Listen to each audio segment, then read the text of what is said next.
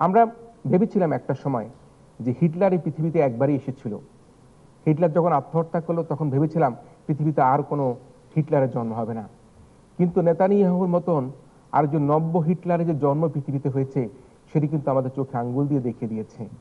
এই যে নব্য হিটলার নেতানিয়াহুকে প্রতিহত করবার জন্য আজকে মুসলিম বিশ্বকে ঐক্যবদ্ধ হয়ে আজকে যারা পরাশক্তি রয়েছে তাদেরকে কনভিন্স করে আজকে আমাদের ফিলিস্তিনে যে সমস্যা রয়েছে সেই সমস্যাটাকে আমাদেরকে দূর করতে হবে।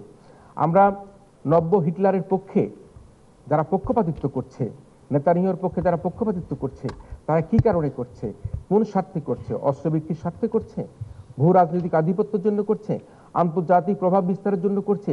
সেই বিষয়গুলো কিন্তু আমাদেরকে এখন ভীষণভাবে ভাবতে হবে। বাংলাদেশের প্রত্যেকটি নাগরিক ফিলিস্তিন জনগণের পক্ষে, বাংলাদেশের সরকার ফিলিস্তিন জনগণের পক্ষে।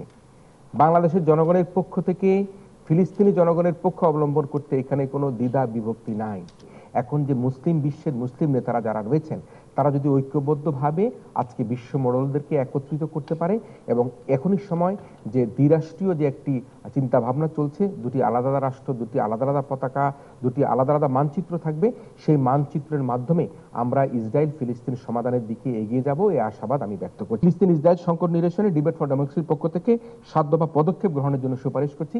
মাননীয় সাবেক পররাষ্ট্রমন্ত্রী আছেন, অত্যন্ত বিজ্ঞ লোক, তার প্রত্যেকটি পরতে পরতে জানা আছে, তিনি ভালো কূটনীতিকও, তিনি হয়তো বলবেন আমার এই পদক্ষেপগুলি বা সুপারিশগুলির শেষে। প্রথম সুপারিশ হচ্ছে মুসলিম বিশ্বকে একত্রিত হয়ে শিয়া সুন্নি বিভেদ ভুলে গিয়ে ঐক্যবদ্ধভাবে ফিলিস্তিন সমর্থিত যে রাষ্ট্রগুলি রয়েছে তাদেরকে নিয়ে একত্রে বসে এক টেবিলে বসে যারা ফিলিস্তিনের বিরোধিতা করছে তাদের উপরে চাপ প্রয়োগ করবার জন্য আমি প্রথম সুপারিশ করছি।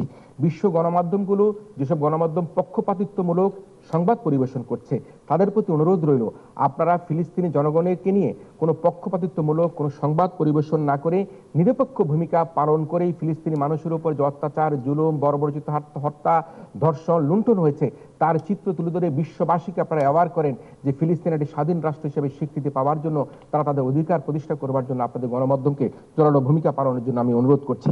জাতিসংঘ, যুক্তরাষ্ট্র, ইউরোপীয় ইউনিয়ন এবং অন্যান্য আন্তর্জাতিক সংস্থা এবং দেশগুলোর মধ্যস্থতায় উভয় পক্ষের অংশগ্রহণে একটা শান্তি চুক্তি নিশ্চিত করবার জন্য আহ্বান জানাচ্ছি।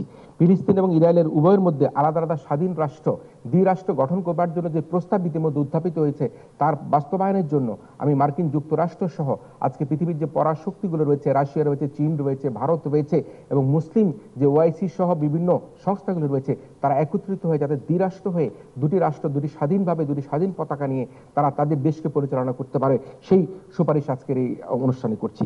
ফিলিস্তিন এবং ইসরায়েল উভয়কে আন্তর্জাতিক আইন ও মানবাধিকারের মানদণ্ড মেনে চলতে হবে। যুদ্ধ অপরাধ ও মানবাধিকার লঙ্ঘনের জন্য ইতিমধ্যে যে মানবাধিকার লঙ্ঘিত হয়েছে, যদি মানবাধিকার লঙ্ঘিত হবার ঘটনা ঘটে থাকে বলে মনে করা হয় তার জন্য সেই ব্যক্তিদের বিচারের ব্যবস্থার জন্য আমি দাবি উত্থাপন করছি।